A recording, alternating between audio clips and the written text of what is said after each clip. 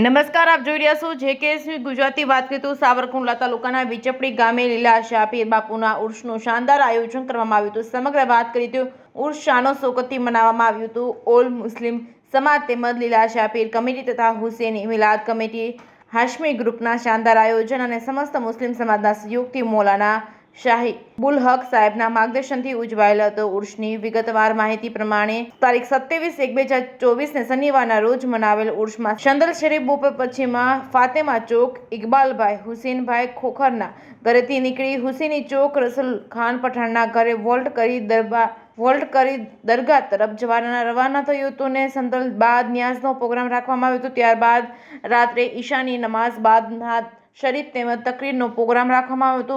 દરગાહના ગ્રાઉન્ડમાં તમામ પ્રોગ્રામનું આયોજન કરવામાં આવ્યું હતું. ઉર્સની ઉજવણી દરમિયાન વિજપડી મુસ્લિમ સમાજના દરેક પોતાના ધંધા રોજગાર બંધ રાખી ઉર્સના અવસરમાં સહભાગી થયા હતા. ઉર્સનું શાનો શૌકતથી આન બાન શાન સાથે ઉજવણી કરવામાં આવી હતી. Reporting by Samir Khokhar, Vijpadi.